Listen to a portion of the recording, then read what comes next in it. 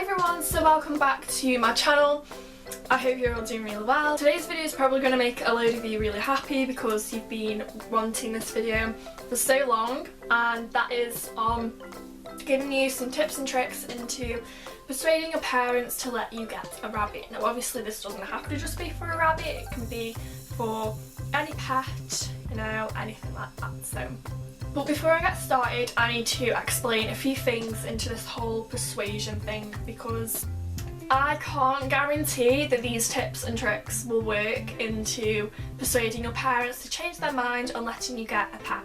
These are just tips and tricks. Like, I don't want people expecting this video to change their parents' mind, because there's just a 50-50 chance really.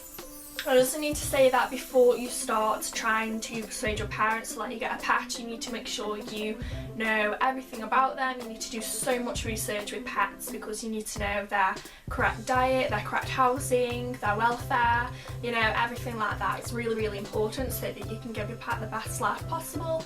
And the last point I need to say before we get into the video is sometimes with parents, no means no. If your parents are saying no and there's just no hope in changing their mind, then you just need to respect their decision. Be mature about it, don't beg it, because there could be reasons why, and you just need to respect their decisions. But for those of you who have done your research and have a slight chance in trying to persuade your parents' mind, I've gone ahead and I've put together some tips on how you can try and persuade them for the pet that you want. So I really hope you enjoy. Okay, so first of all, obviously research is needed. Everybody needs to research no matter what pet it is, whether it's a fish, a rabbit, a hamster, a guinea pig, a cat, a dog. Any sort of animal needs research. You need to know their dietary requirements, their accommodation requirements. You need to know about the different breeds, whether they need certain medications, things like that. And you need to know the expenses and the costs of all these things that you need to consider buying for that animal. So research is definitely needed. I can't stress that enough. I think it's a really good idea to kind of like get to know the animal that you want. So visiting a rescue centre or a pet shop, you're going to see that animal in person, and that's when you can kind of realise that this is the pet that you actually want. There is loads and loads of different websites that can help you. I'll try and leave links to some of the best rabbit information sites. I don't know about any other animal because I've only ever researched rabbits obviously, and horses. And then obviously there's the videos on my channel as well that can help you, and there's loads of other channels as well. There's so many pet channels out there that can help you.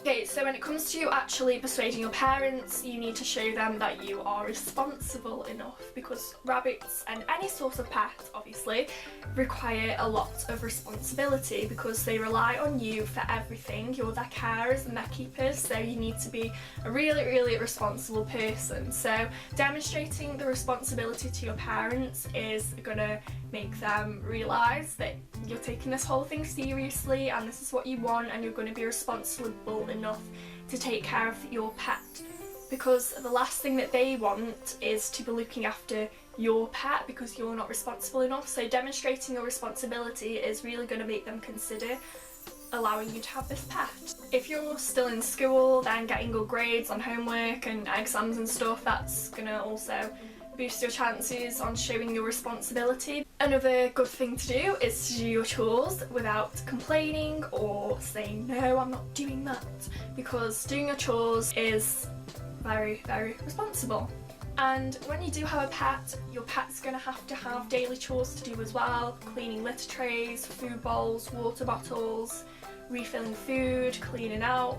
They're all pet chores, and if you can do your own personal chores, then your parents are going to realise you can do your pet chores as well.